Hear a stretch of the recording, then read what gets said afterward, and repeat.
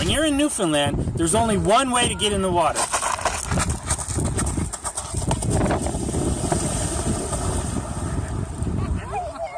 80's summer camp was, I thought that up because in the 80s everything was sort of enthusiastic. There's always somebody bursting into a party just going, woo, for no reason.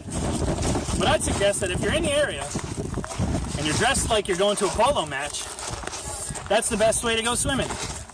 So until next time, until I find another swimming hole, see you guys around. And so that kind of enthusiasm I really took, really had an influence on me over the years. Like, I always associated the 80s with the Goonies, all these adventurous E.T., Indiana Jones kind of movies where it was like so much excitement. And yeah, so I also really loved summer camps. I thought the idea of a summer camp was so great. And I knew right away people were gonna ask me, where's the camp?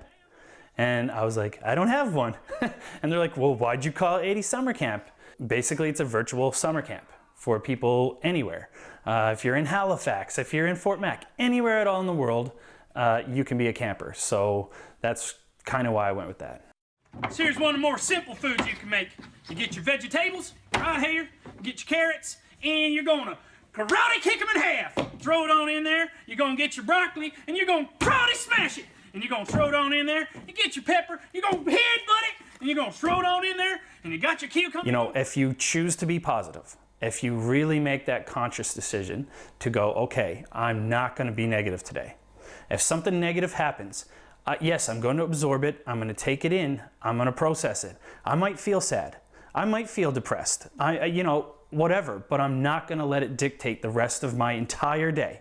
Even if I win back 20 minutes of that day to positivity, even if I win back 1 minute and just go, okay, this is a really horrible situation, but at least I got this going on, or at least I got that, right? Then it's a lot easier to deal with in the long term, right? If you let it compound, it's hard to dig out of those holes, right? So I guess the real main message is that, if you really want to choose to be positive, it has to start with choosing to be positive. You have to make that decision. Through positivity and rich social interaction, I mean, you can have a much happier life. Thanks a lot, you're a real professional, boys. Get yourself a pot, get yourself some milk, little jag of butter right here. The main objective of this is to get people to interact more, come out of their shell, do goofy things that are going to cheer them up. Because if you do 2 or 3 goofy things in the run of a day, like random dance party my son and I do, we'll just turn on music in the middle of nowhere and just dance out in a parking lot. People look at us like, hey, at first they're like, what are these wackos doing? And then they're like, all right, they're dancing in a parking lot for no reason. People want to be happy. I've never met a person who's like, you ask them, what's your goal in life? I just want to be so angry. I want to be depressed forever.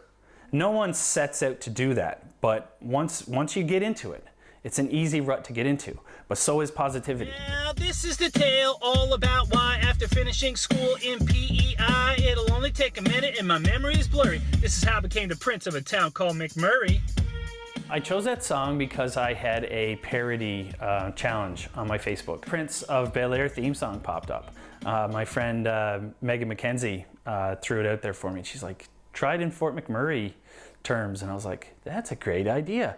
So I got busy writing and I recorded it later that day and posted it, and yeah, people seem to like it. My future didn't look bright, my mom was sick with worry. She said, you're moving with your uncle up to McMurray. I called for a cab, they sent me a van. We didn't have them like that back in Newfoundland. I asked them to speed, cause I was in a hurry. I said, nah, yo, forget it, yo, home's to McMurray.